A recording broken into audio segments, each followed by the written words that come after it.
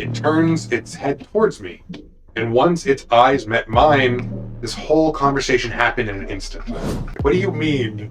There's a psychedelic church in Colorado Springs. Mental illness is a poor people's problem in America.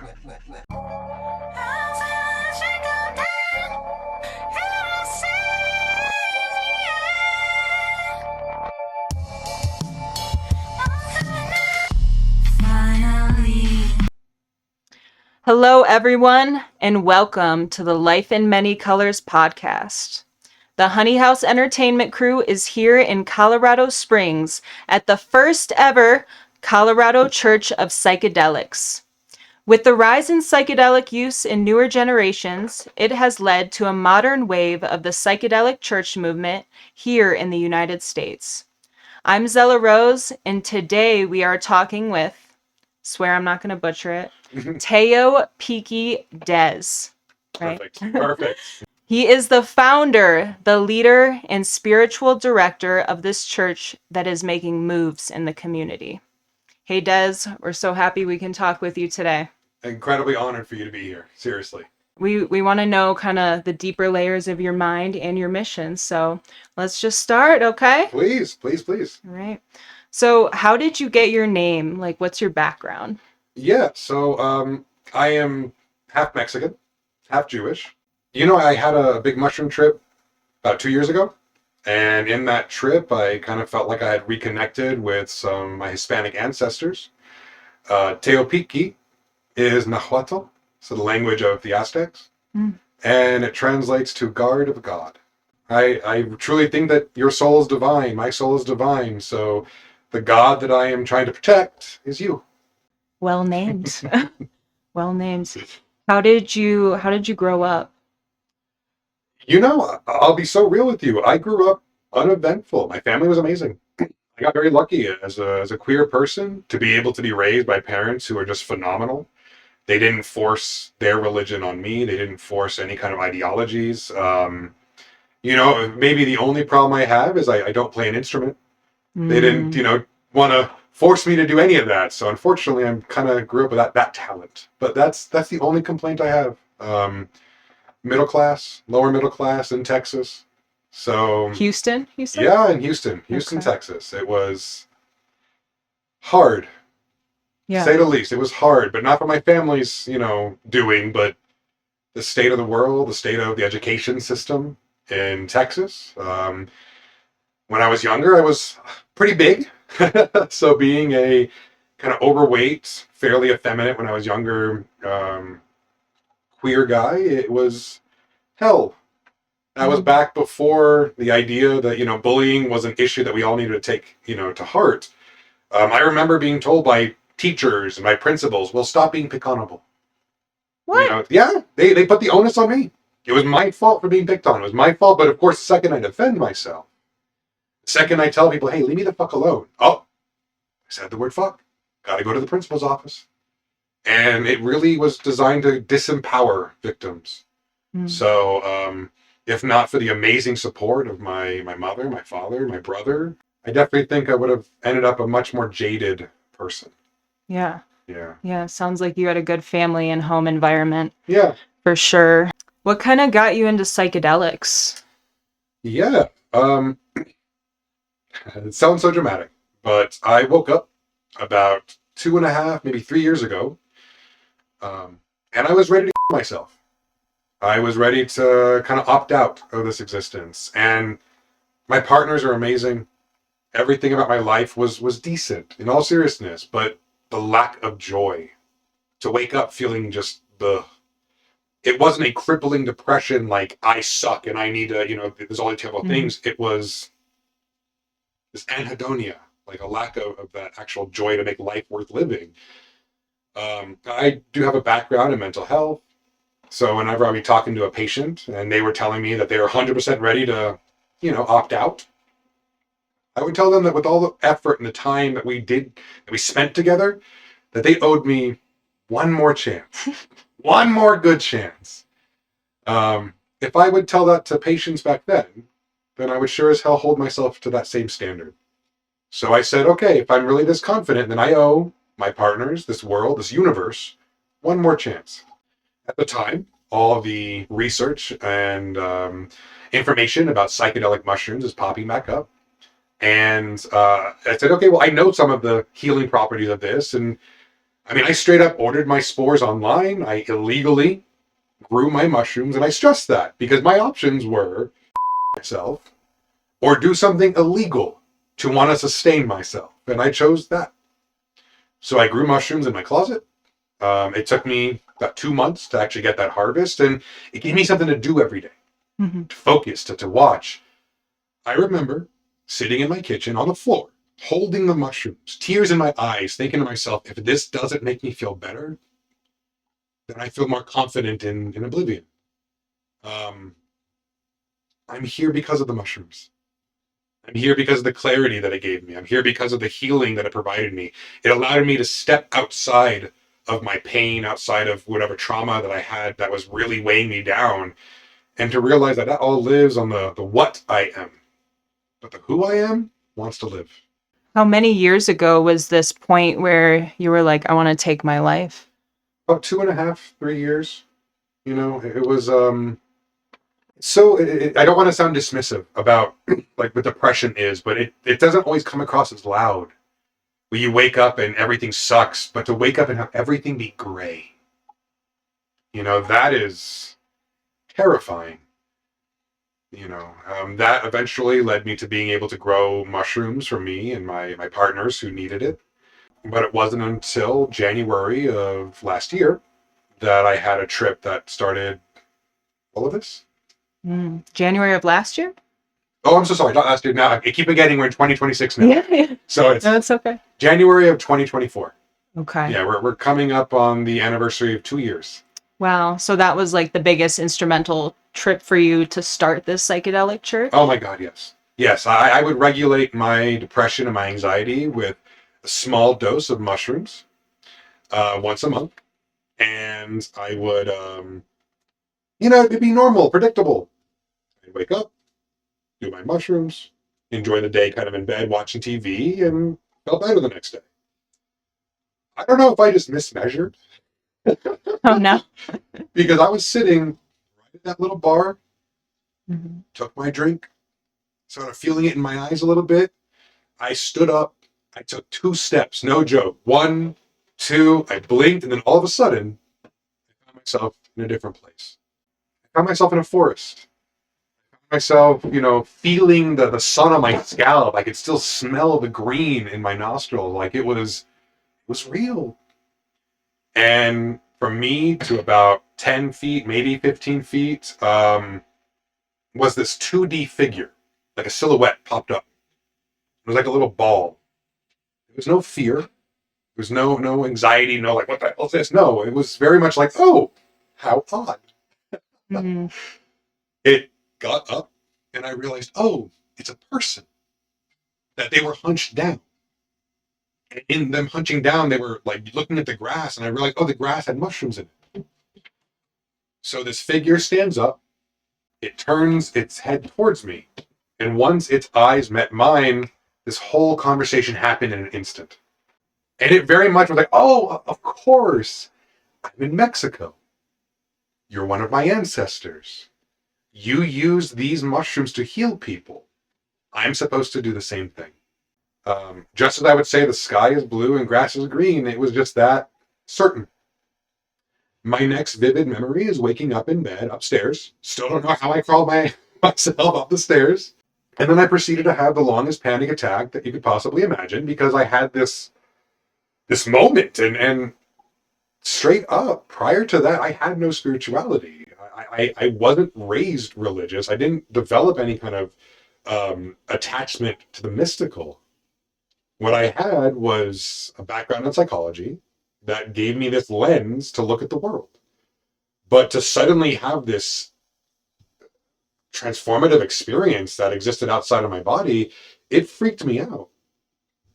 But as I'm like mid-sob, it's like 3 o'clock, 4 o'clock, still like, what was that? What am I doing? What's going on? I took this breath and all of a sudden I became overwhelmed with a sense of peace. And it was like, I have this answer.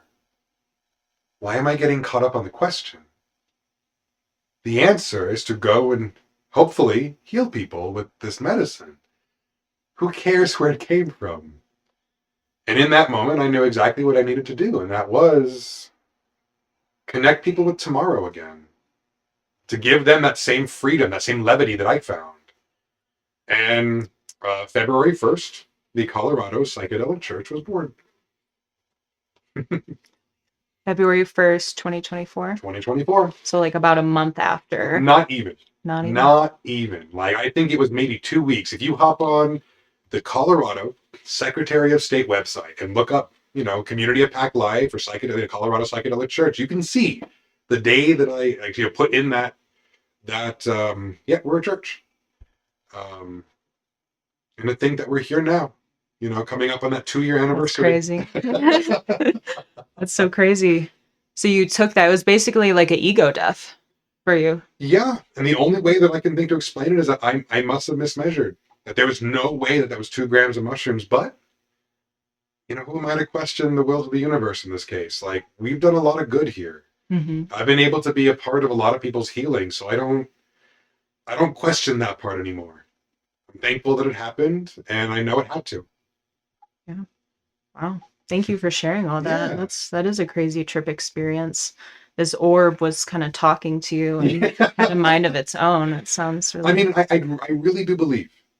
No, not believe. I know that somewhere out there is a tablet or some old undissolved paper, something that says, saw one of my ancestors in the forest, helped him find peace.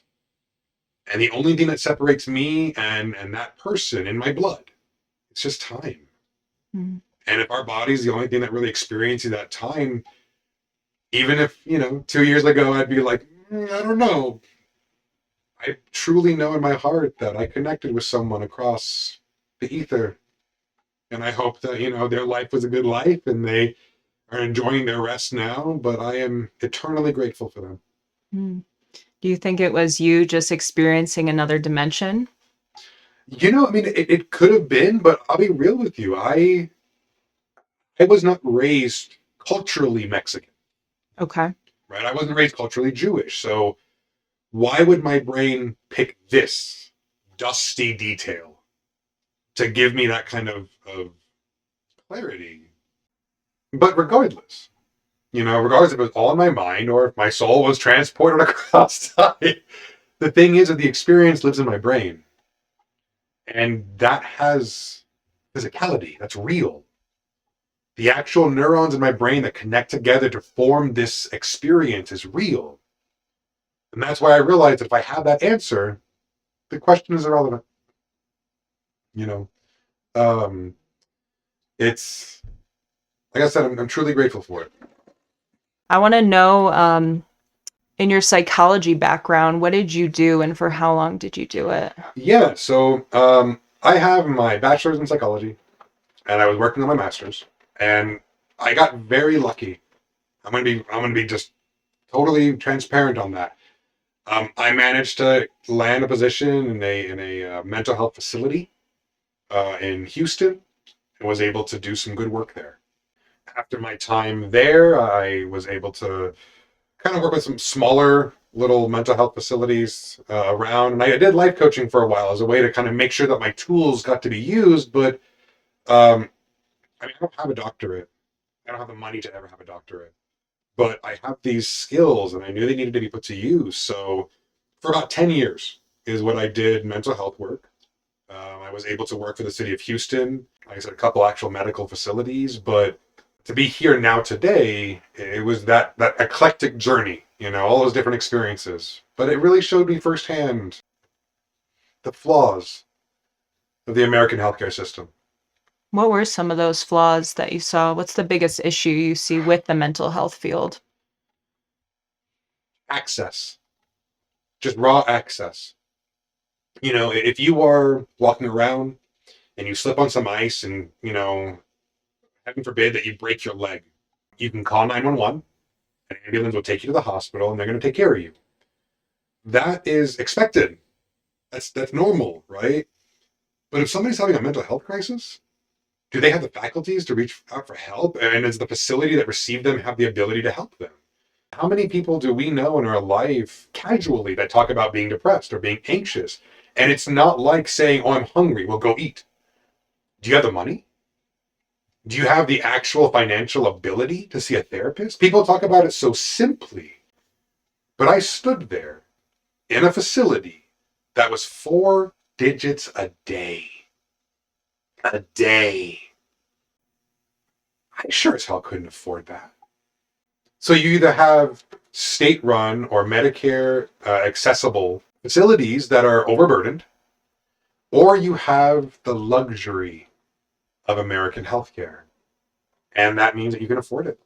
It's devastating because it's not broken, it's working as intended.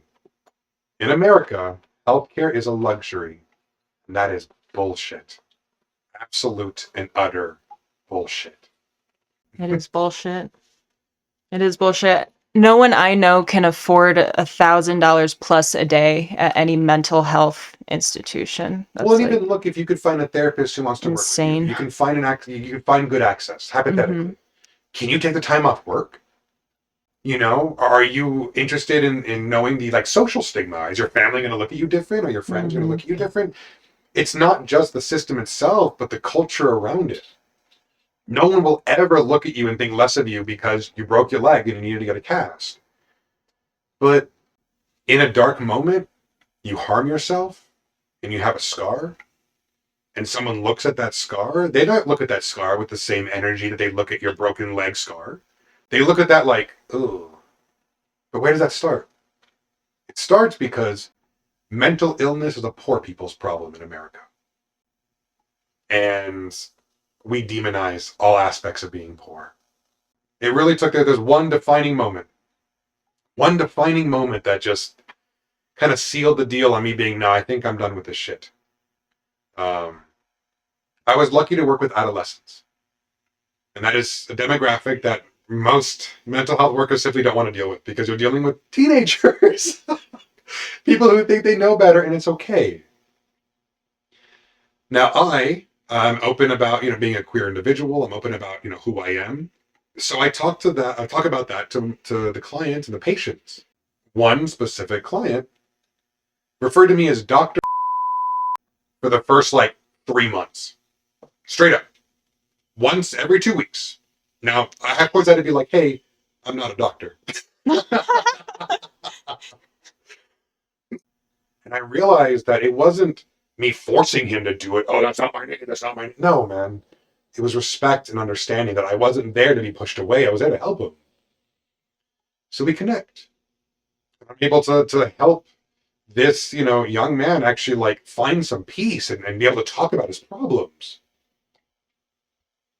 And then his mother's insurance ran out. Insurance changed or something, but it was no longer like, now mind you, this whole time I'm telling him, I will not abandon you. Because that was one of the things that he was terrified of. It's not professional to say that.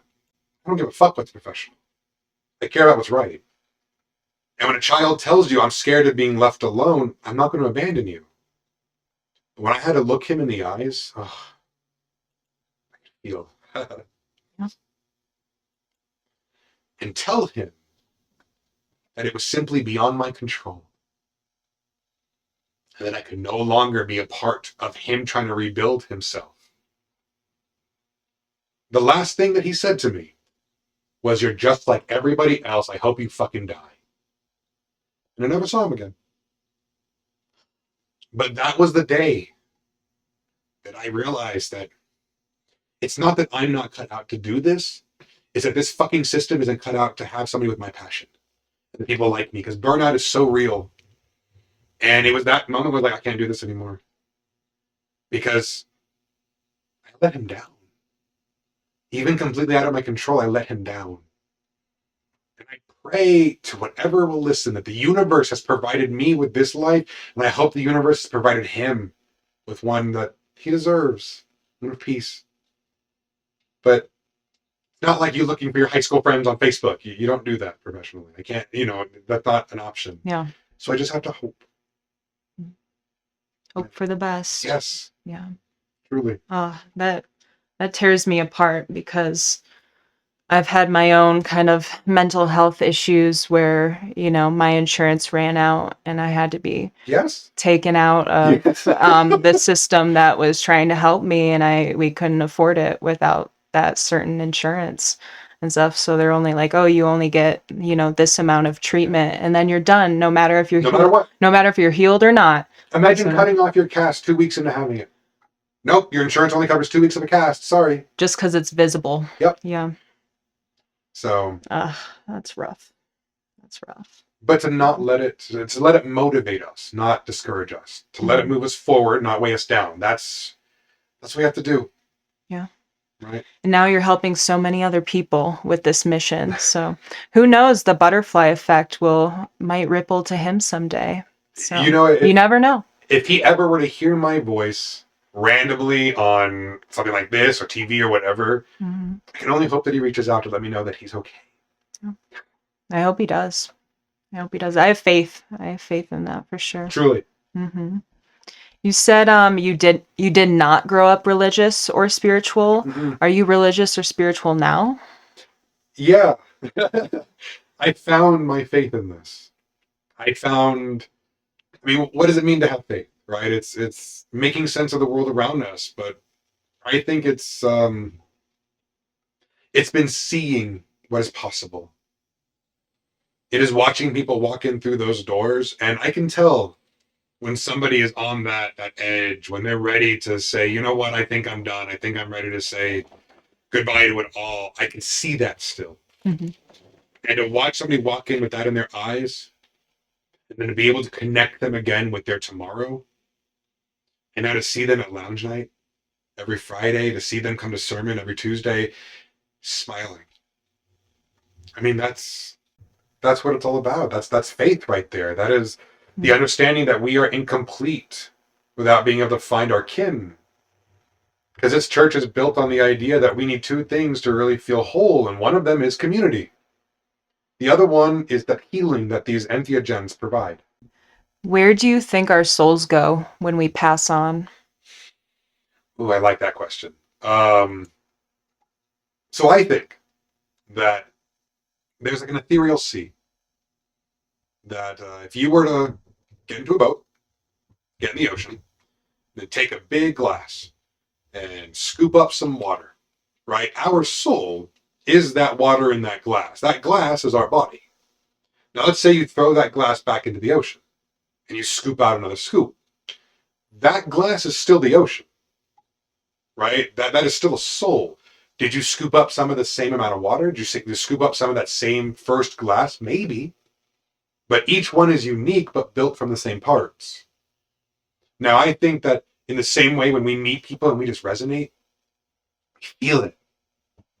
We know that, like, you are somebody who I'm safe with, that I'm comfortable around. That is the soul recognizing itself. That at one point, we were that same glass, or in that same glass together.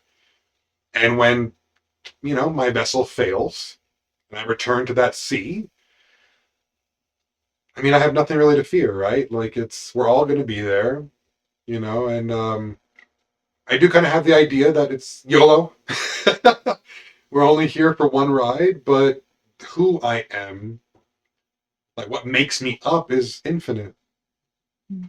And I think that's what we're trying to find, that reconnection, that resonance. Were we a cat millions of years ago? Were we a tree that got cut down and burned, whatever? Like, I don't know. I don't care. I recognize that it's a part of that completion. I like that answer. Thank you. We're all water, baby. We're all water. We're all water and sand. What are the fundamental beliefs of the Colorado Church of Psychedelics, if you had to list the core pillars of the belief system? Yeah. So the Psychedelic Church, the Colorado Psychedelic Church, has a few different axioms, right, to kind of live around. One of them are the universal truths. These are things that we're not debating these. We stand on same foundation. So even if the universe speaks to you on, say, a more mystical sense, where it's like, oh, it's talking to you through tarot, it's talking to you through the stars. Or some people, it may look like, Christianity or Buddhism, whatever it may be. We all agree that this foundation of the universal truths exists. And the first is to revere the self. You take care of yourself body, mind, and soul. It's an active effort, not a passive one. You are a divinity. You deserve to be treated as such. Second is to embrace the communal experience. We're designed to do this together. We're supposed to. And our ancestors, unga bungaing around, they didn't have that frontal lobe developed to have conversations. Hey, friend, I am hungry. They just had to look at each other and go, and you went, and we both knew that meant together. Together. If they can figure it out, so can we. I think a lot of very powerful people came together to sell us the idea that our strength lies in isolation. And that could not be further from the truth. The last, that the universe provides. Even if your faith goes in whatever direction compared to mine, if we're all understanding the universe will speak a language that makes sense to us and provide us these beautiful moments, then we just got to accept that in an ever-expanding universe, do you really think this body is what's designed to experience everything? Of course not. So we then, of course, have our pack life. Aside from being the Colorado Psychedelic Church, we're also the community of pack life. And pack is an acronym. Protection, both from without and from within, acceptance, accountability, communication is that C. We have to talk. There's no such thing as a hard conversation. If we can make all conversations just conversations, then we can all grow from them. And that last one is kairos. And that's an ancient Grecian term that refers to opportune moments. Even us here today, people tuning in, it's all opportune. So why not treat it like it's something special and act on it? Do something with the momentum. Do something with the energy. Do something with the insight. Because actions and change are what change the world, not thoughts and prayers. Damn right. What does the word reverence or revelry mean to you? So we don't get messed up on mushrooms. We don't, get lost in DMT. We revel. And revelry, true revelry, is a divine joy. It's not just happiness. It's not just something that's fun to do. It's deeper. It's recognizing that you, as this divine soul, deserve to be honored as such. And when we get to connect with ourselves, resonate with ourselves, what's more joyous? That's revelry. And I like to really, implore people to find good meaning to what does it mean to not just trip, but to revel, because everyone's going to look a little different. You'll feel it when you find it. I'll look for that next time I'm tripping. I'll just think of a revelry, just looping in my head. What boundaries are non-negotiable inside your community? Do you guys have any rules that you believe are necessary in the church? Oh, yes. We are building peace. You don't find peace, you build it. And like a garden, why would you invite weeds to grow? Why would you let somebody walk up and uproot what you're doing? One of the things that I tell people in their new member orientation is that I am not here to have a conversation with grown-ass adults about if a woman's body belongs to them, or if a queer child gets to decide what their pronouns are. We're going to respect the autonomy of every soul. Does that mean that we all have to agree? To an extent. Because I like to think that the baseline here is meaningful love. Not blind love, but this is what love with a backbone looks like. Right? It's what kindness with teeth looks like. And you don't need teeth if there's nothing to bite. But, that doesn't mean that people have to show up perfect. But people need to show up authentic. And if you come into this space and say something that is, for lack of better words, stupid, that's okay. This is the place to say something stupid because you're surrounded by people who say, hey, hold on a second. Let me tell you something about what's wrong with what you just said. Not just, what the fuck is wrong with you? Why would you? No, because there's no growth there. But if that comes from a place of malice, I'm not wasting my time on you. I have better things to do. more people to help than to throw energy into a void. Have you had to kick anyone out for being malicious? Thankfully, less than one handful of people. Okay. But yes, people are given the opportunity to grow. And growth does not mean, do you fit what I think, right? I am not here to create an echo chamber at all. I'm here to make sure that on the right side of history, it's 180 degrees. A lot of room for us all to be very different. But when people come up and they say, oh, well, we should just agree to disagree. Okay, but about what?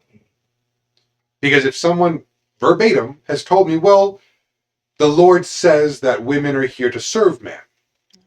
Nah, dude, nope. There is no agreeing to disagree. If you truly hold that in your heart, leave. Leave. If you got a little red hat in your closet, if you have voted to see people hurt, things like that, red flags are worth plucking and throwing away. Get the out of here. Get the out of here. What do you think people are starving for spiritually right now? Oh, that's a big one. My first instinct was to say healing. Meaningful healing. People like to try to find absolution in divinity above them. You know, I was a bad person, God will forgive me. In this case, you are that divine. Do you forgive yourself? Did you find peace with it? Did you learn from it? Right? A lot of people who show up in this space, they're wounded. They are wounded, and they're just trying to find meaningful ways to seal those hurts. I think the other side of that is, you know, some of the usual answers to the unknown. There's a lot of trepidation around, you know, what happens when we die? What happens to this, that, and the other? I'm very mindful to not speak in definitives because I want people to be able to connect with whatever message the universe has for them. But to say that there are answers, you just have to listen. Swallow your pride, integrate your ego, and listen. And you'll find it. And so far, our congregation has about 2,000 people. 2,000? 2,000. Oh my God. I see somewhere between 100 and 150 people a week. Wow. Some of them, you know, are bigger events. Some of them is just, hey, I Googled y'all and heard about you and just kind of wanted to see what's up. My favorite thing that one of my congregants have told me was that they just showed up for the absurdity of it all. And that's what it took for them to show up. It's like, what do you mean there's a psychedelic church in Colorado Springs? I got to see this. And now he's one of our community leaders. Oh, yeah. I was kind of thinking the same thing a little bit when I came in. But why not? Yeah. Why wouldn't you? This is absurd. Yeah, it was more than the absurdity of it, just like the curiosity of like, what are you guys about? What are the belief system here? Is it really a church? Is it a cult? Like, what are we doing here? And that's the one that we get enough. Again, you get enough of that. Mm-hmm. I'm always open to answering those questions for sure. Because, you know, of course people are going to say, well, it's a cult. I'm a cult leader, whatever. You know, but if you want to have a conversation about it, yes. I'll explain to you how we're not. Right? There is no hierarchy where I am the top of the that pyramid. You don't need to bow to me. No. I am the Teopixque. I am the guard of God. You are that God. You are above me. I am here to serve you. I am here to serve 2,000 people and give them the reclamation of tomorrow. That doesn't elevate me. That elevates you. And when I tell people I am not our leader, just lead. Because when you combine a degree in psychology and a background in theater, you get church. Hey, amen to that. So what would you do if someone tried to turn you into a guru? Like, how do you keep your ego out of it? Has someone tried, or do people kind of look up to you for answers, and how do you deal with that? You know, in the almost 2 years we've done this, yeah, that's definitely come up. A few people who are like, you know, I've had people tell me, "Oh, Dez, you're the thing that keeps me together." Nope, I am not. Your lack of confidence is what makes you think that I keep you together. But you are the expert on you in the room, right? I am just here to give you the tools that you need to start to heal, start to integrate. You're doing all the heavy lifting, right? I'm just calm during it. And I think that's the thing that people get confused, is that in their revelry, they can get emotional. When they talk about their trauma, they can get emotional. I can stay calm. And that gives this idea of authority. No, not at all. I'm not here to be anybody's savior, salvation. No. And I've been in churches. You know, coming from Houston, there's a lot of mega churches. And I've met a lot of those sons of bitches who they are there for them. They're not there to preach the Bible. They're not there to preach a Christian God. They're there to preach their specific agenda and their specific interpretation. And that makes them deified. No, I'm not about that. I'm not. I have a hard time even saying things like, yeah, I'm the leader. It's like, I don't want people to look up to me like that. I lead from beside you, not above you. What do you think about religions like Christianity? I do not think any traditional faith is inherently wrong. I think that we are all looking at the same, Mad Libs, where it's like a sentence and it's like my blank and my blank. Yeah. A lot of the spirituality across the board is just Mad Libs. What word do you put here? The issue I have is what people do and the guise of those religions. So I have no problem with Christianity. I have a pretty big problem with Christian megachurches. I have no problem with any faith, but I have a problem with extremists who are hurting people. I mean, even people sitting, on my side of things, where they're connecting with natural medicine, they're connecting with these entheogenic plants. I don't understand why people need to appropriate other cultures and other spiritualities. Because that's just as evil, just as bad as any of these, Christian or Jewish or Muslim or whatever it is, like using those to harm, not to heal. But if the universe speaks to people in good faith, the right answer. See. So next we're kind of going to move into some psychedelic experiences and some crazy trip stories that you've had. Other than that one you told us about earlier in this episode, was there any super intense psychedelic experiences you've ever had that you distinctly remember, and what happened and what did you learn from it? One of the sacrament, dimethyltryptamine, it is very quick. Very, very quick. Like you're in a different space within like 30 seconds. So becoming familiar with the medicine takes time. And I thought to myself, you know what? I'm going to take that plunge with it.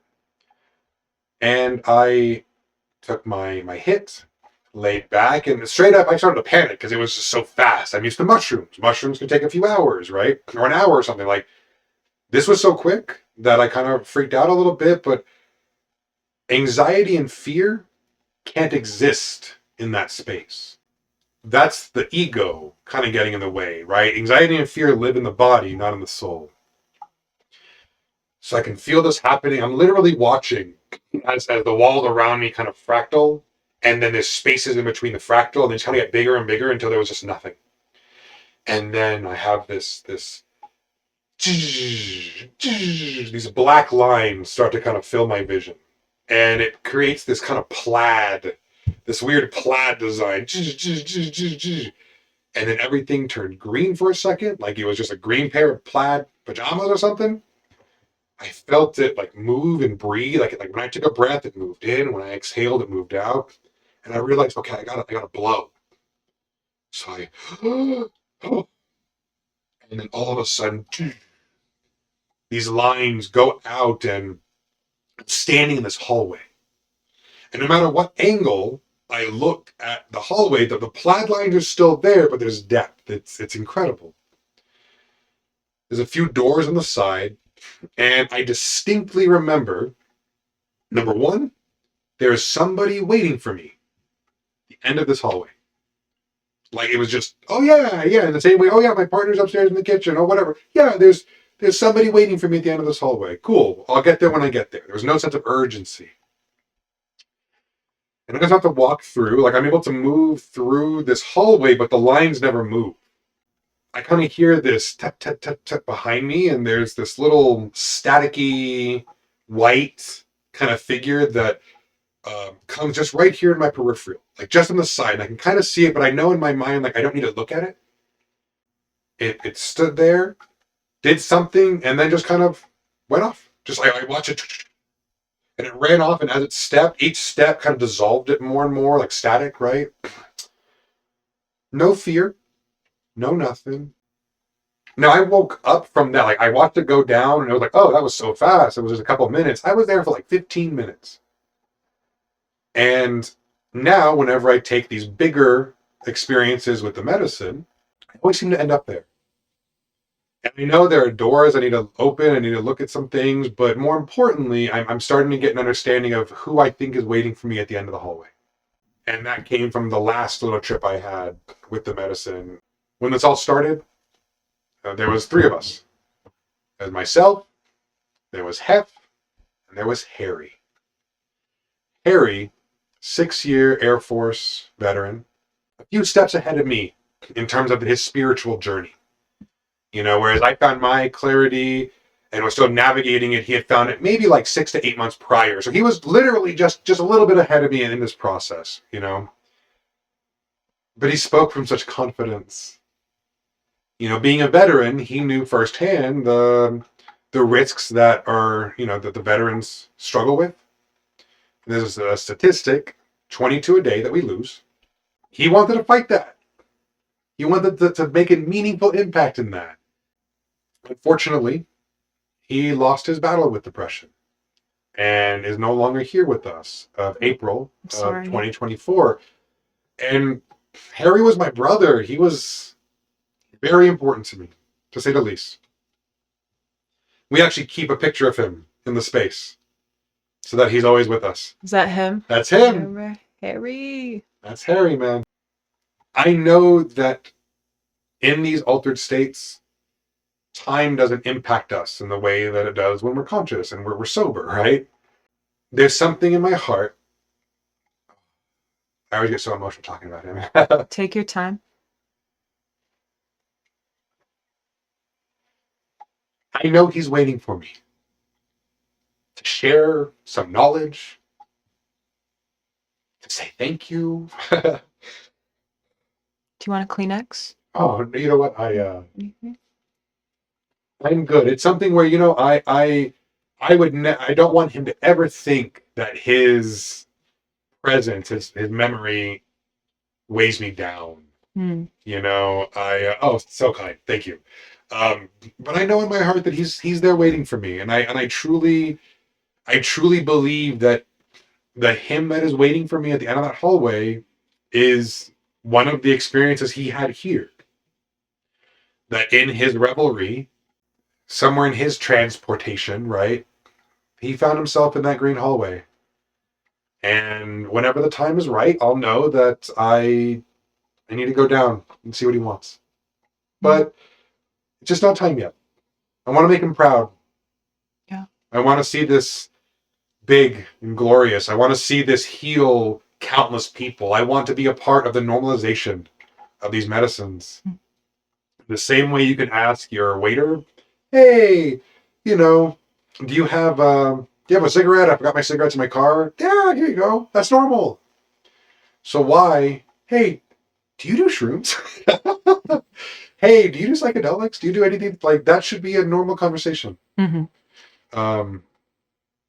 And I think once I kind of feel like I've done right by him, that'll be the time to go open that door. I didn't know him or anything, but I'd say you are making him very proud right now. So you guys came from, I think, a couple years ago from 300 members. Now you're already at 2,000 just in like a year and a half, 2 years. People need this. People need this. The most common things that I hear in this space, Yeah. the first one is, I've been looking for something like this. I've been looking for something like this. I wanted something like this. I wanted to build something like this. I hear that all the time. Yeah. Well, you're here. It's yours now. This isn't mine. This is ours. You have just as much ownership as I do. The second most common thing is, I was waiting to find out what the catch was. The other shoe to drop. Like, what do you mean I can just show up, learn, get medicine, and get better? And that mindset, that's the American healthcare system. That's making you feel like, well, have you earned it? Have you paid for it? Have you done your copay? Do you have insurance? So to make sure that people leave here surprised. Oh, I love that. I definitely left here like surprised. Like, is this even real? Like, and you know what? That's the third thing. People are like, I didn't think this was real. yeah. That's the third thing I hear the most. I just didn't think it was real. I thought I was going to show up, and I think more people walk in through those doors expecting me to be blazed out of my mind on the couch in one of those blankets with the sleeves. The Snuggies. The Snuggies. I think people expect to walk in here with me in a Snuggie being like, hey, you need mushrooms? Yeah, just put your donation over there and I'll go get it for you, man. But when it turns out to be real, like I have to work within the law. I have to make sure that what we're doing can continue, right? So I can't mess around. We got to do it right. So again, I'm always happy to surprise people with just how legit this is. You're here to actually help people is what I've seen from you. Thank you. I wanted to keep going kind of with some trips that you might have had. Have you ever had a bad trip? And what did it teach you about humility, safety, or your limits as a person? Probably the worst trip I've had. I had my mushrooms. I went to lay down. And I started to shrink. Like my bed felt huge. I think by the end of me shrinking, like I remember panicking because I literally, if I got thirsty, I would not be able to crawl out of the bed before I died of thirst. And it made me feel isolated. And in that moment, I kind of thought, why am I doing this alone? Why didn't I tell anybody that I was, like, I didn't even tell my partners, hey, I'm tripping today. It was just like, oh, I'm going to take care of this and sit down. Like, it was really scary because it wasn't just feeling small, it was feeling small. Feeling like, who the hell am I? And this was maybe 2 months, 3 months into starting all of this, where those first 6 months were rough. Our faith was still being fleshed out. I was still trying to find a good rhythm to everything. And I definitely had that imposter syndrome. Like, who the hell am I? Some failed mental health worker trying to, like, I never got my doctorate, right? So who is just pretending to blah, blah, blah. And this feeling and being like, okay, but not though. And in that experience, feeling isolated, feeling scared, being alone, one of my partners had come in the room, and I remember looking over, and they were just in the distance. They were so far, right? But as we talked, and as I'm crying, I'm kind of freaking out a little bit, the room got smaller and smaller again. Like I was able to fill the space, and it taught me very quickly the impact that this imposter syndrome can have, that I made myself feel small. Now, I am no wonder. I am no, like, truly unique thing in this world, but I am not just some random jackass trying to give, entheogenic plants to people. Like, I have intention. I have skill. I have momentum. And it humbled me to stop and say that I needed to live in my confidence. But I think a large part of this all boils back to the idea that when I thought to myself, oh, I'm a failed mental health worker, well, it's because I didn't have a doctorate. But you don't need that. I just told myself I needed that. Dr. Dez. No. What I was able to do with that allowed the momentum that we see today. And I try to spread that. With my clergy, I have actual clergy. I have actual people that I have ordained in the light of what we're doing, the light of the universal truths. And to watch them go through kind of the same thing of like, they ask me questions about, oh, should I do this? Should I do that? I don't know. Should you? Live in your confidence. And when they do, and they discover their own strength, I mean, that's the magic in magic mushrooms. Yeah, it's not needing someone else's validation to say you're worthy of something or an experience, I think. So. Yeah. And I do think that there's something to be said about when we live communally, when we come together as a community, we do want to have that acceptance, that acknowledgement from our community members that what we're doing, or, as a child, when we're a little kid and we're doing those plays in elementary school, what's the first thing that you did the second you hit the stage? You looked for your family. Even though their appearance has nothing to do with your ability to actually perform, you knew that you needed their acknowledgement, to be seen. Why would we lose that? Why would we lose this desire to be seen, to not get lost in the crowd? Like, we don't. We're just told to not vocalize it. Mm-hmm. We're told to hurt quietly. We're told to not burden people with our issues. We're told that if you're really strong, you'll do it by yourself. A child doesn't have the ego in the way to tell them to not look for their family. And we need to do the same. Find your family. Be it by blood or by choice. Yeah, and that's what you're creating here as a full psychedelic family. Yes. That everyone a whole community of people who have made the active decision to make this a part of their life. In your church, has anyone experienced a bad trip in front of you, and how have you dealt with that? So I know this is going to sound very short, but the answer is no. The answer is no. We do a lot to make sure that people are prepared. And a lot of those bad experiences, and the truth is, I don't know if there is a bad trip. There's a hard trip, but if you still get your healing out of it, it was a good one. Integration at the end, intention setting at the beginning, that will help a lot of it, right? Set and setting, good mindset, good physical setting. We go as far as to make it so that in the room that people are able to revel in, there's speakers in the walls so you can connect your music. The lights are all Bluetooth so that you can change the color of the lights. Like if you know that purple brings you peace, let me put a really pretty array of purple colors up there. If you really need that Enya to like log into your trip, if you need some good trance, heavy metal, K-pop, cool, go for it. Let's do it. Put on some K-pop. Let's go. DMT and some K-pop. That's the perfect mix, man. That's awesome. But I've seen it. I've seen people like bring themselves peace through their means. And this isn't one of those, you come in here, I put on some meditation CD that I got at Starbucks during the holidays, and I'm going to hyper guide you through your experience. The universe is going to talk to you. Who the hell am I to get in the way of that? I'm just here to make sure that you do it safely, that you do it with support, and more importantly, that whatever tools you get from that experience, you could actually meaningfully utilize. Because if I give you the winning lotto numbers, but you have no way to go buy the ticket, what good was the numbers? And what good was me giving that information? So it's definitely eclectic. But people have a good time. And even if they need time to process, I don't think anybody has ever left here, worse for wear.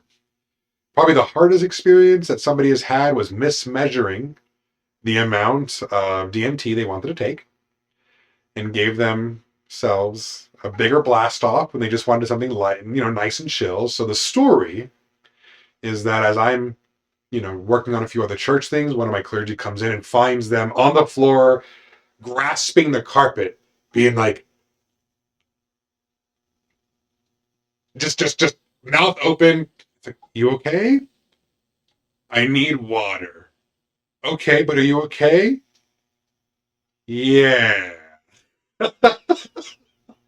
We could look back and laugh at it now, but I'm sure in that moment it was a little scary for them. But we check in with people, we give people the right information, the safety information to make sure they're doing this right.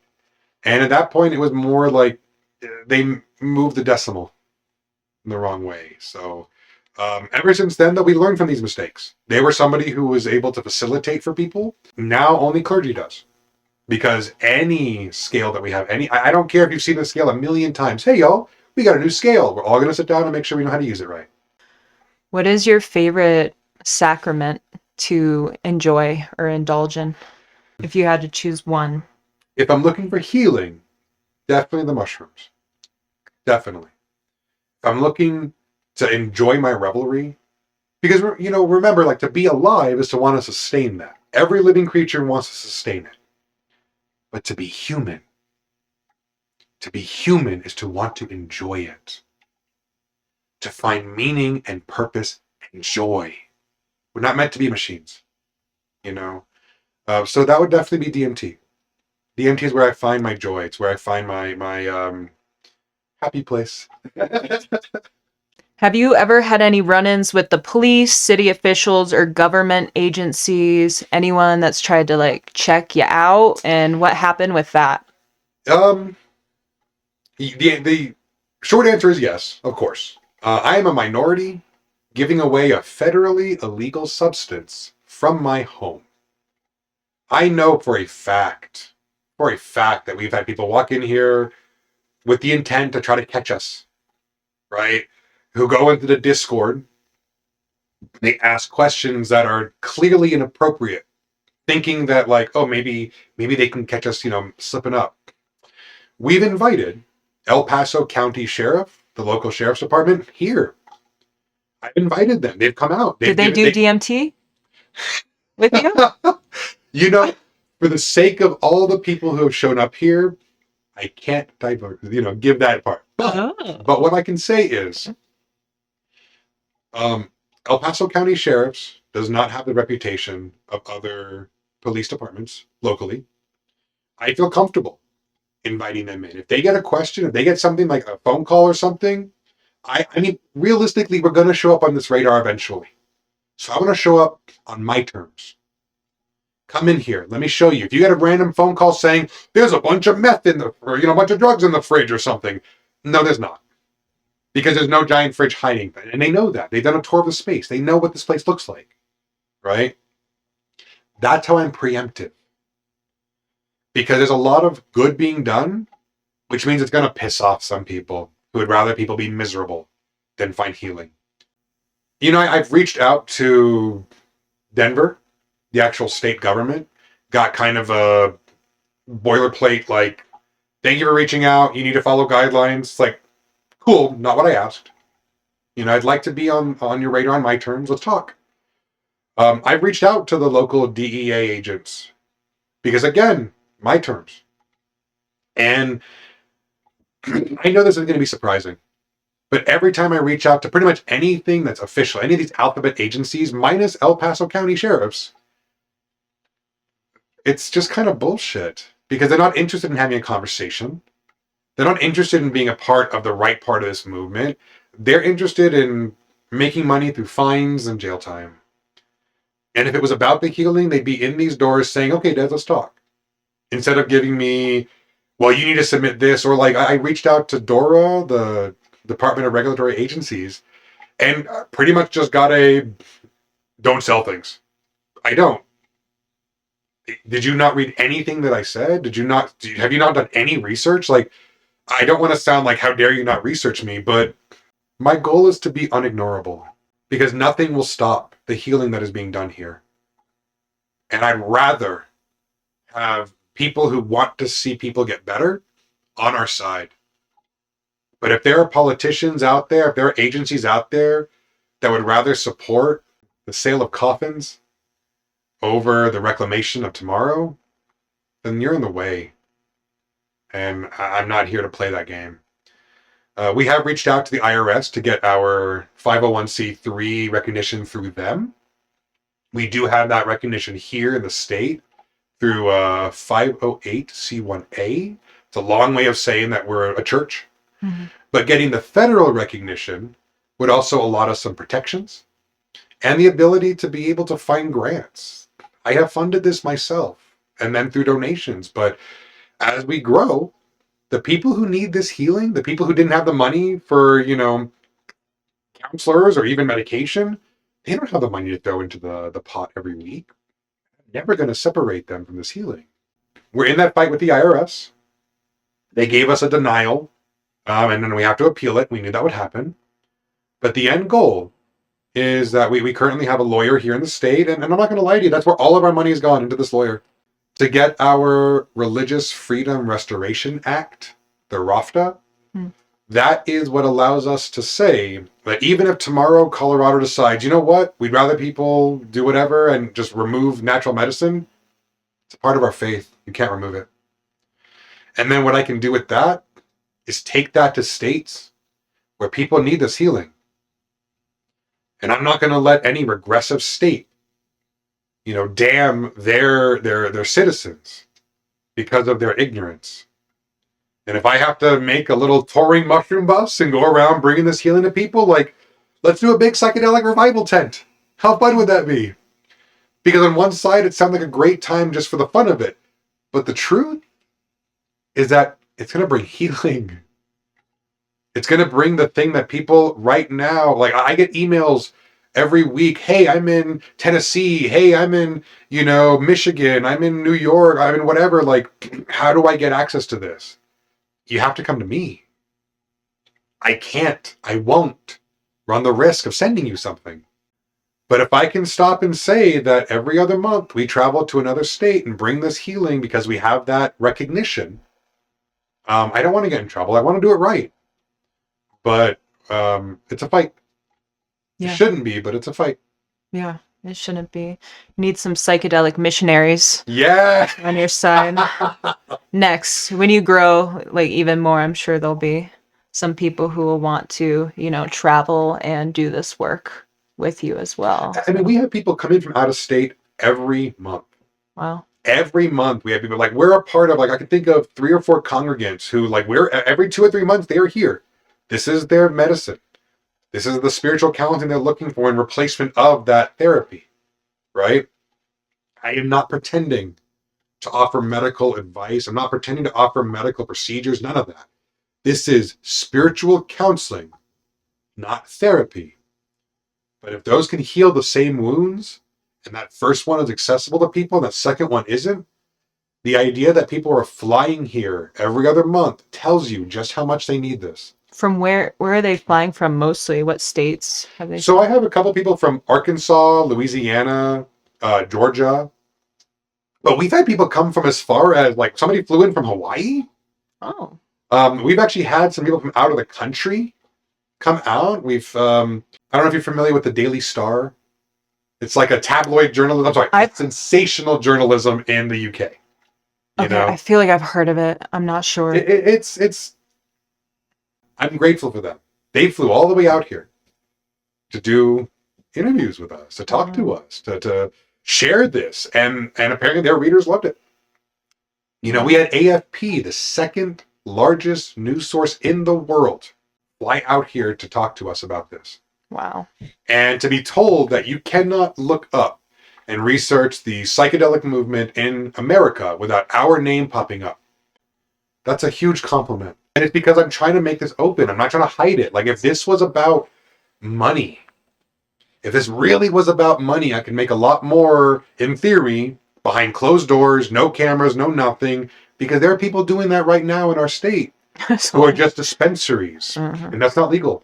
It's not moral. It's not like cannabis where you maybe smoke a little too much and you get greened out and sick. If you're on antidepressants and somebody gives you, some sacrament from their place without giving you that safety information, you could die. Straight up. Serotonin syndrome. Exactly. You've done your homework. And it's something where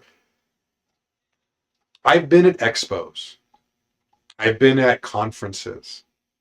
And I have seen companies openly just sell their product, hiding behind the idea that, here's a pamphlet and that's just enough for harm reductive services.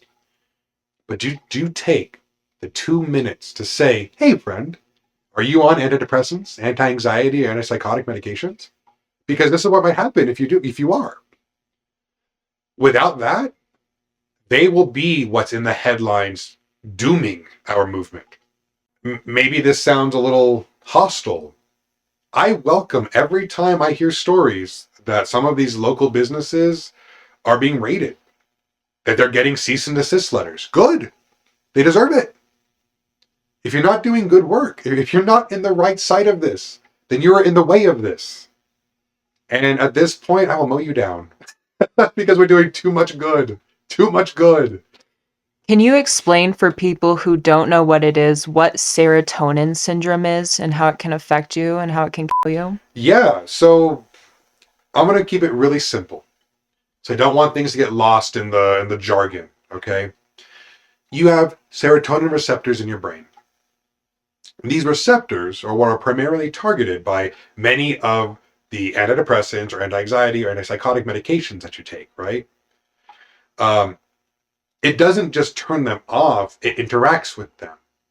Now, psilocybin, when it processes in your body, becomes psilocin. Now, psilocin is structurally identical to serotonin, so it's going to fit right into those receptors. If those receptors are being altered in any way, that absorption is going to happen differently. Now, this is really reductive, and I want to say that. There's a lot of good science, and I really encourage people, when in doubt, Google it out. The list of things that can happen on serotonin syndrome, on the very minor end, is like a headache and some nausea, maybe. On that serious end, you have a seizure, and then you die. If you knew there was a bowl of M&Ms and only one of them would make you kind of nauseous and only one of them would straight up you, would you still take an M&M from that bowl? Of course you wouldn't. I tell my congregants, I tell the people who walk in those doors, talk to your doctor. Just ask them, hey, I want to do these entheogenic plans to find a new kind of healing. Your doctor works for you, not the other way around. They may get their kickbacks, they may get their whatever from companies that send in, what are they called? My brain totally lost it. The people who walk in there with their, Zyrtec pens and their Xanax notepads and, their swag. Oh, the sellers of these Yes. things or whatever. It is called something. It is. It is called a word. It is. But this is something where people are scared to talk to their doctors. Mm-hmm. And a part of that reclamation is not to walk up to your doctor and say, you work for me, bitch. No, but to say, I want to. This is what I want. Are you going to help me? Because if not, I'll get a new doctor. Now, straight up, entheogens, these plants, right? And when we talk about entheogens, we're talking about the sacred use of psychedelics, those plants, right? It's not for everybody. I have some people in my congregation who've been able to really curb some of their, diagnosed disorders with use of these medicines. But you're not going to be able to overcome everything. You have to be aware of the limitations to make sure this is a good fit for you. If you break your right leg and I give you a cast on your left leg, that doesn't do you much good. But I'm going to tell you, without risking or stepping into the ground of giving any kind of medical advice, the list of things that this cannot help is very small. And I really encourage people to what do you have to lose? What do you have to lose to wake up realizing that this is how you should feel like divinity? But you gotta go off, carefully go off your meds, talk to your doctor, things like that if you are on them. So there are proper avenues. We are not here to encourage people to skip those necessary steps to do this safely. So you're located for now in a subdivision inside your basement. That's where the church is. For now. Any neighbors say anything or caused an issue once they found out that what was going on here? We have one. It's somebody who lives a whole block down, who has to go out of their way to drive by us. They have a problem with cannabis.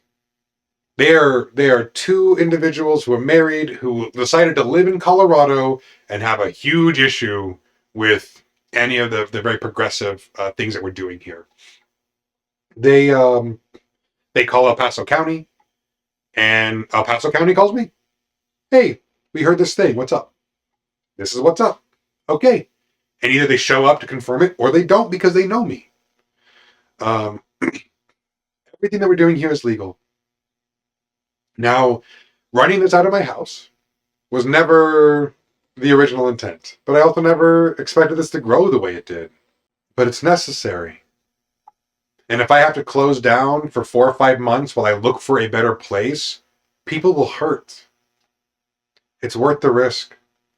Now, my immediate neighbors, they know rising tides.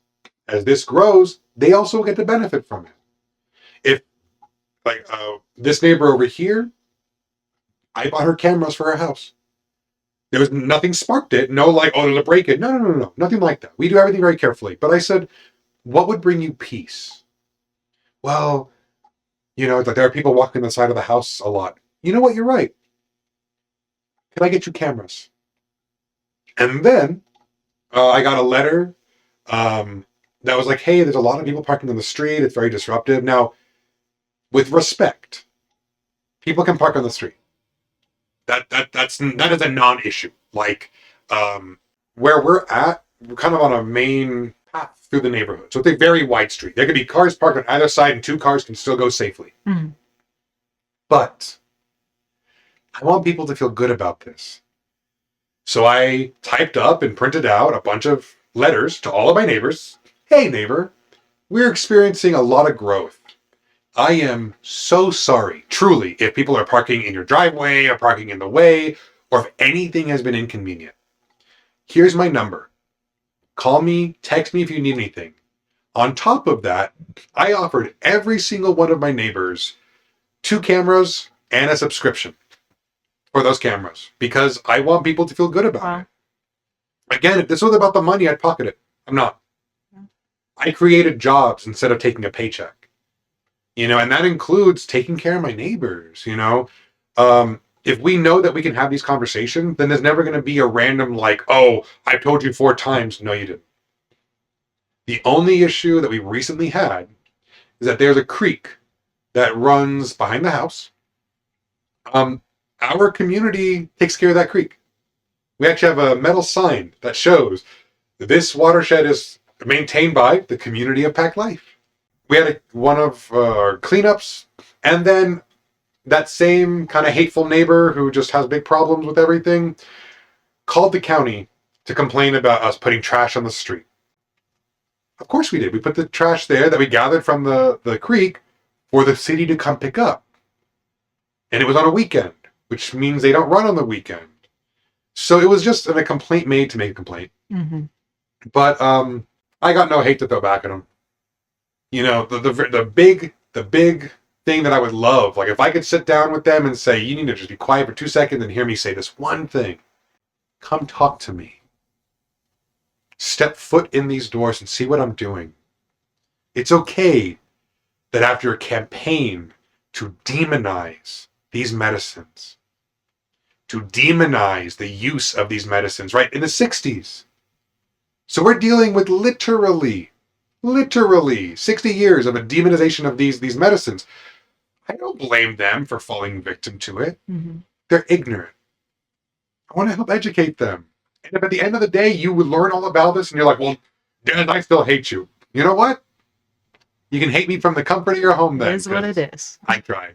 Yeah, it sounds like you've been a really respectful neighbor to them. Has anyone come to your doorstep and showed up with disrespect in their heart? And what have you had to tell them? And how did it go? Colorado is not the state to show up at somebody's house uninvited if you have that kind of malice. But I have no interest in doing this rootin' tootin' Second Amendment. Yay, I get to shoot somebody. No, dude, no. I welcome people to show up. I do. I'd prefer a call first. But we had somebody come in. They had signed up for a ceremony, actually. So they were here for about 3 hours before I even stepped foot in the actual church part of my house. I try to take time off. When this all started, I was putting in 60 to 70 hours a week, and I'm still, inching up on that 50 mark. But I came downstairs, talked to a few people. We had a life skills lab happening. members of our congregation come together once a month and they just share a skill. I think this one was knife sharpening. So I go outside, I sit there, and I can see this person I didn't recognize kind of making weird eye contact with me. And eventually he stands up, he walks over, and I'm like, hey, brother, I don't recognize you. How you doing? The first thing, now mind you, I've not seen this person at all. We've never had any conversation. The only thing that this person has done to engage me is to watch our new member video. And in that video, the two hottest things that I say are, I'm not here to talk to people about if a woman's body belongs to them, or if a queer kid, gets to decide what their pronouns are. And that in what we're building, I will pull the weeds if they won't pull themselves. The first thing this gentleman says to me, oh, well, sounds like you got a lot of hate in your heart, brother. And I looked at him and I stopped and I'm like, okay, I have a lot of grapes in a jar? No. I'm trying to figure out what I could have heard. There's no way this guy just walked up and said, I have a lot of hate in my heart. There's a lot of gates in the yard? No, he definitely said. So I was like, explain that to me. Well, I just think that everyone's entitled. And I said, I'm going to stop you right there because I know exactly where this conversation goes. Because I've been dealing with racists and bigots my whole life. I know the rhetoric. And I told this to him. I said, the next thing you're going to say is that everybody's entitled to their opinion, which is true, but that we need to be accepting of those opinions, which is false. Because if you think that cheeseburgers are better than normal burgers, you know what? We can talk all day about that. Terrible example for someone lactose intolerant. But someone doesn't walk up saying, I have a lot of hate in my heart because I said that you like cheeseburgers and I like burgers. No. You walked up to me and said, I have hate in my heart because I said that I will not tolerate misogyny, right? Homophobia. And when I told him, I said, I'm not here to make you feel comfortable if you have hate, if you have malice. Well, if you're preaching acceptance, nope, I'm going to stop you there again. And I leaned in and I said, this is my garden. And if you're a weed, I suggest that you pull yourself. And before he tried to say something, I stood up and go, oh no, this conversation is over. And I walked away. So I'm not going to fight with somebody. I go upstairs. I take a minute to kind of compose myself. I was like, oh, that was a little much. But then I realized that I just walk away from a fascist in my own house. So I go back down there with my little walking stick in hand. And my congregation knows that strumpet, my stick, that's not a good sign if I need to walk around with that to talk to somebody. And I walk up and go, you know what, brother? And he goes, oh, no, I'm not talking to you anymore. I go, no, you don't have a choice. It's my home. I said, I think it's time for you to leave because I don't think we're the same kind of person that you belong with my people, with these people here, because clearly you have views based on the simple things that you heard that are so opposed that you have the chutzpah to walk up to me and say that. I said, I don't allow maggots to wiggle free in my garden, so you need to leave. And he gets up and he's like, well, that doesn't seem very hospitable. It's not. And I've asked you once now to leave. The second time I won't ask. So I followed him as he got his shoes and he left. Then to find out that he was the brother of one of my other congregants who literally had messaged me like a week prior. Hey, I think my brother might want to come out. Like, just so you know, he's got a red hat. And I was like, weird that you would walk into my house with a red hat, but okay. I'm not here to be nice. I'm here to do good. And in doing good, I'm going to make boundaries. I'm going to hold you accountable. And more importantly, I'm not going to give you a platform for your bullshit. So we've only ever had to remove 4 people in 2 years. Him being one. We had 2 that were maybe a little too forward with some of the women in our community. Like, I encourage people to talk, and if you want to flirt and date, cool, that's awesome. Have fun, y'all.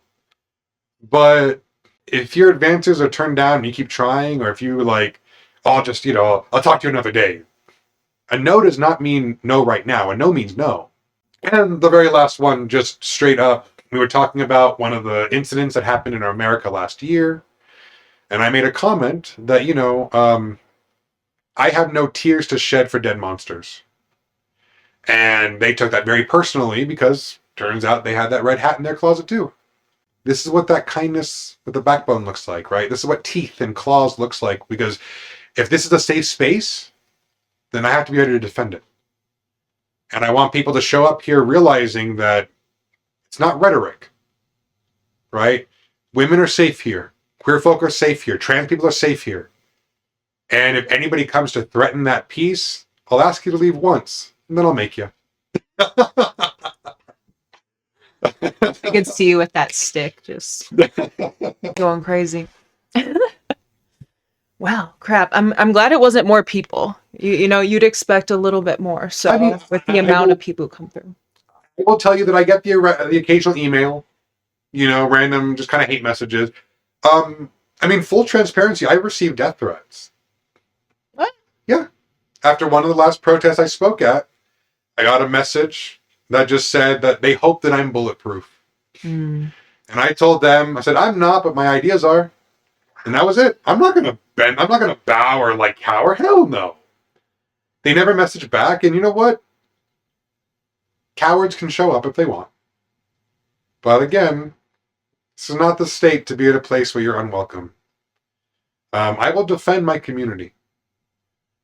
My blood screams at what's happening in our country. I'm Jewish. Mm-hmm. Right? My blood screams at what's happening because I'm Mexican. And why would I allow malice to show up at my doorstep and not leave, with a better idea of what they're doing? Yeah, totally. By the way, I want to say your speech was very enthralling at the ICE protest today in Colorado Springs, where Renee Good is from, and it was very electric, and I could feel the passion in your voice, and everyone else felt the energy too. So I wanted to thank you for kind of putting yourself out there in that way. Thank you. No, it's I never met her, obviously, but that's my sister. That's your sister. That's our neighbor. That's our kin. This has to be done. Right? Like I said, at the protest, the line that I said that I'm really big on right now is that, we're not here to be nice. We're here to do good for good. Let's let her memory be one of growth, not just of loud voices. Anger's okay. Be angry. Be mad.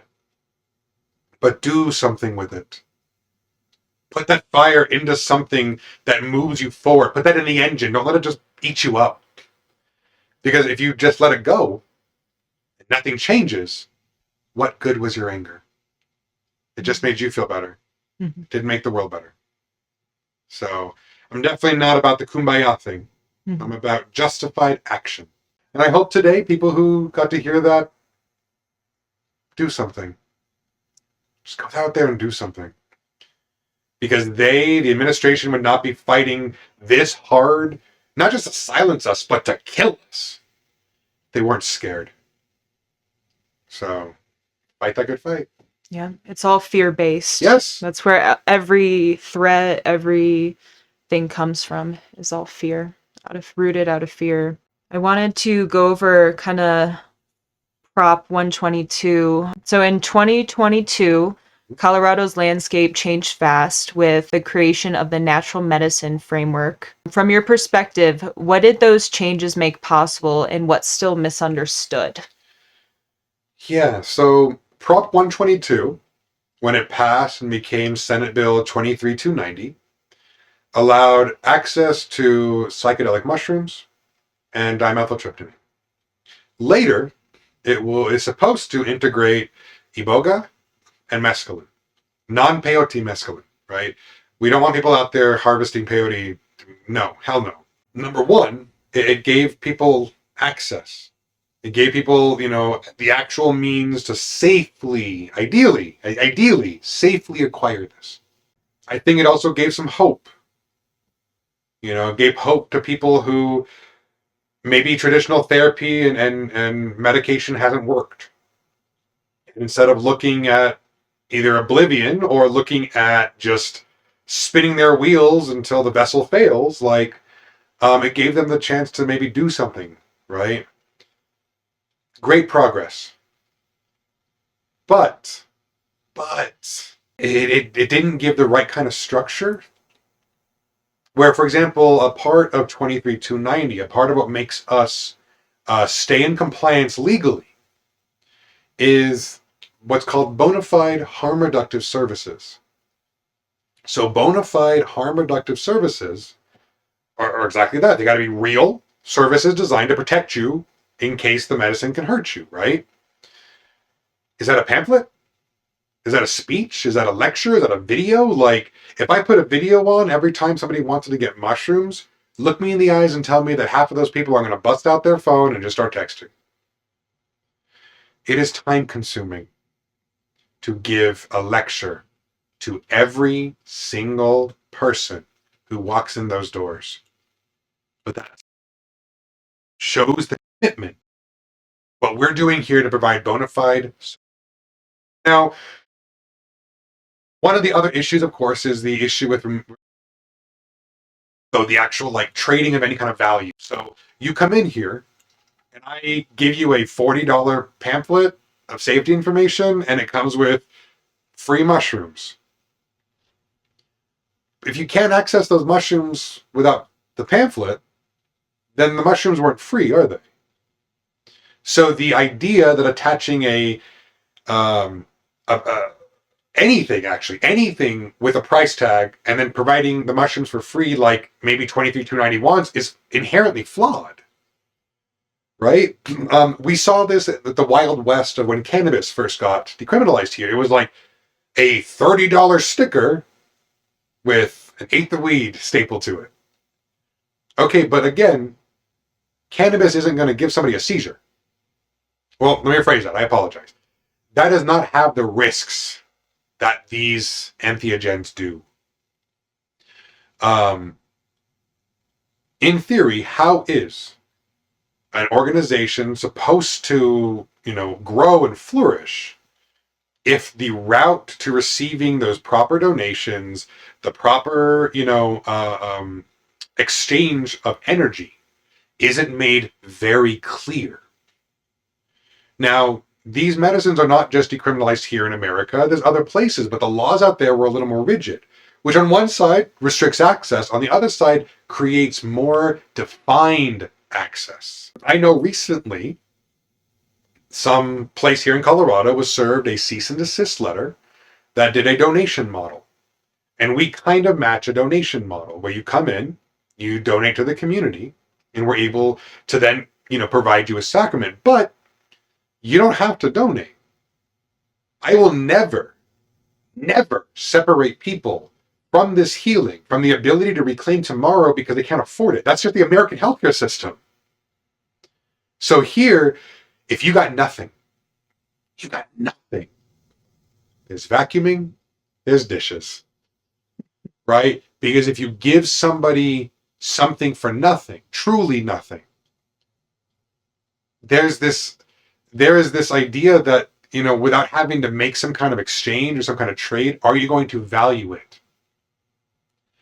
People, unfortunately, traditionally don't do as well with the healing if there was no kind of exchange there. So having them come out, they still have to receive a new member orientation. They still have to receive all the safety information. They still will receive a little, we have a little pamphlet that kind of sums up that 10, 15-minute lecture to make sure it's not just in one ear, out the other. After all of that, if you look me and say, Dez, I got nothing, then I still got medicine for you. And then I got a second question, which is, are you hungry? Because if you don't have the money for the tools to reclaim tomorrow, then there's a chance you might not have money for food. And real talk, this is where a lot of the donations that we receive as a community go to food. Every event we have has some kind of food. And if there's a lot of people who show up, we'll order pizza.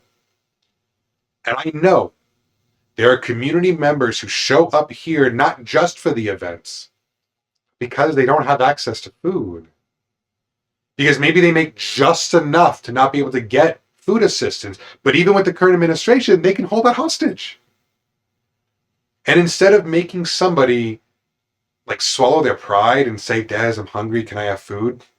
Just show up. Because I got you. Every time. You a real one.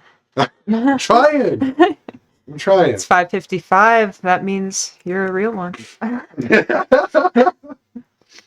So how big do you want this movement to be? Is there any goal of numbers of members? You know, that's a bit of a hard one to answer, because I never want this to sound like the intent is to be big.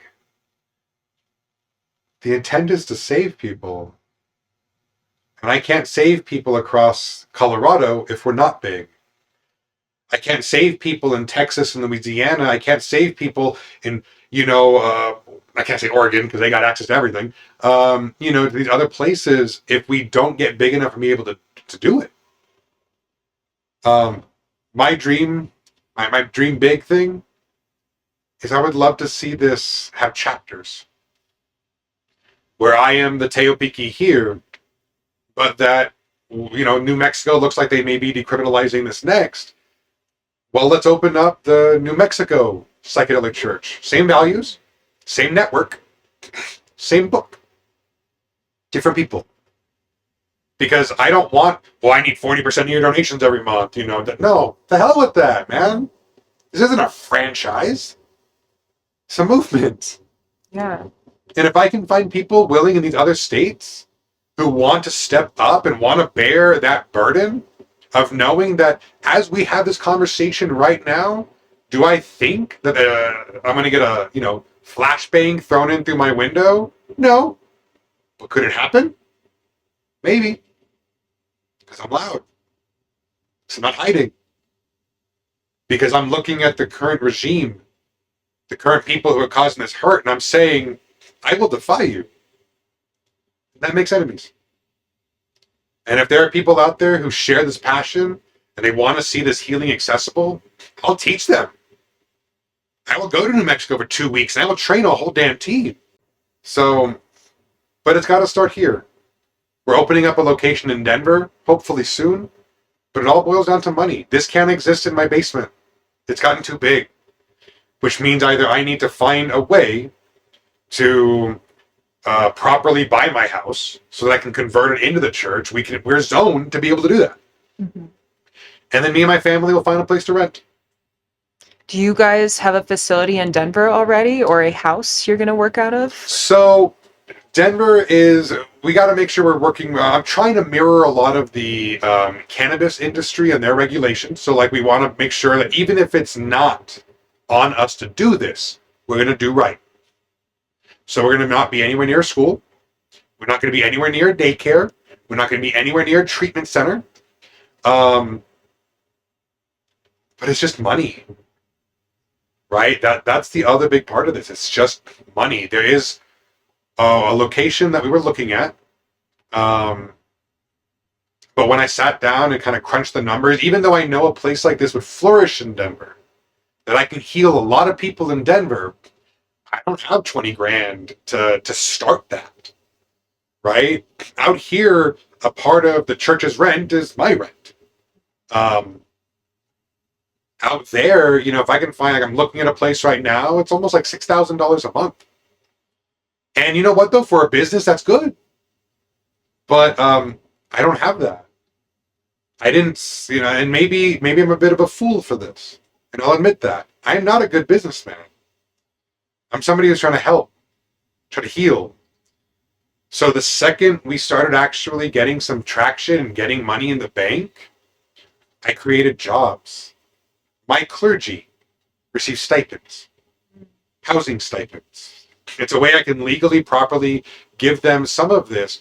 And I mean, that costs me somewhere between $3,500 to $4,000 a month, right? But that's worth it. And maybe I could have kept some of that, paid off some of my bills, stockpiled a little bit of it so that we could have the money to expand, but we couldn't have grown without those clergy being able to be here as much as they are, and they couldn't be here as much as they are if I couldn't pay them. Mhm. Greed will always lose.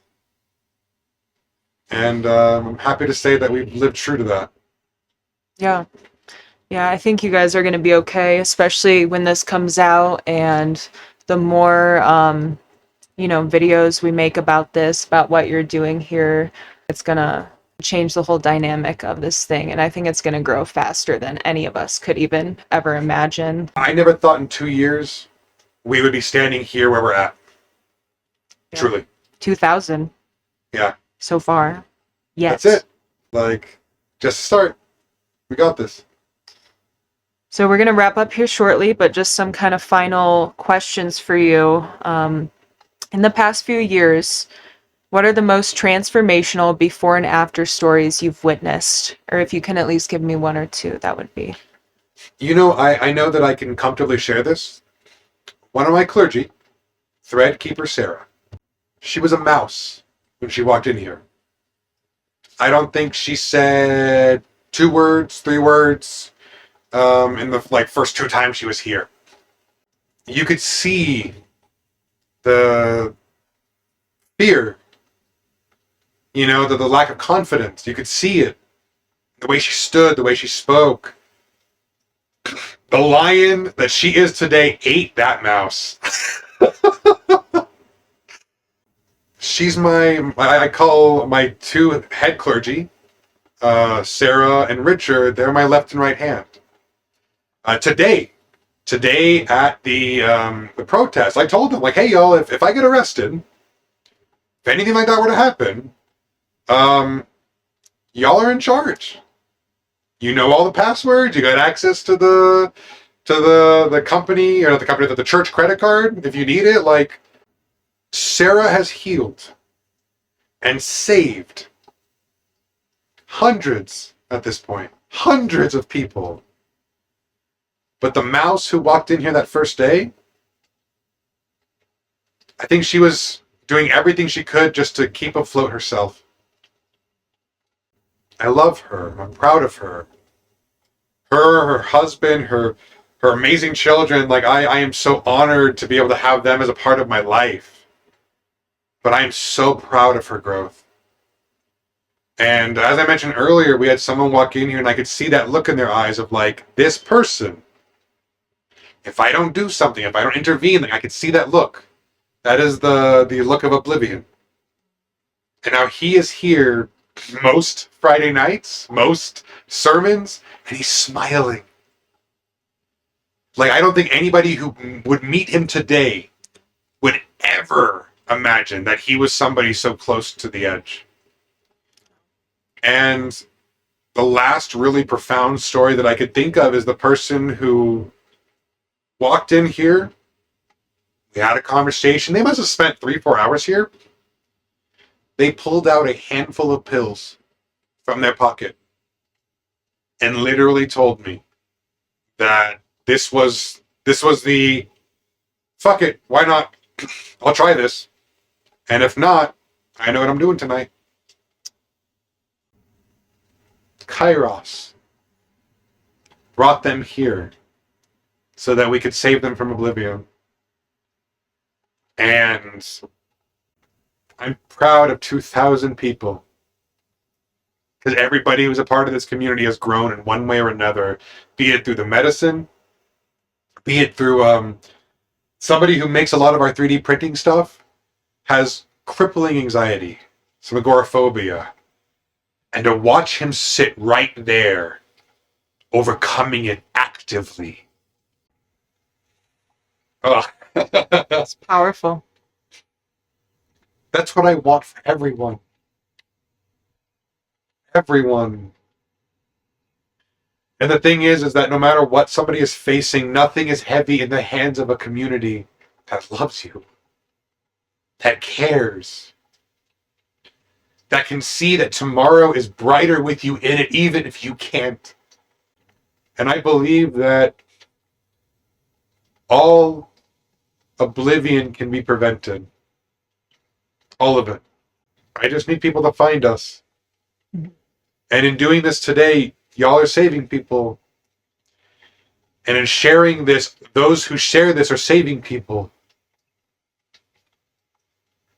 Because evil will only win if we do nothing. Goddamn. I think we're gonna end right there. Thank you so much, Des. It has been the most pleasure speaking with you today, hearing your stories, hearing the amazing mission that you have with the First Colorado Psychedelic Church, and we're so happy to be in your company. I love everything that you've shared with us today. So many people are going to look at this and be like, is this thing real? And then they're going to spend an hour and 48 minutes when we went.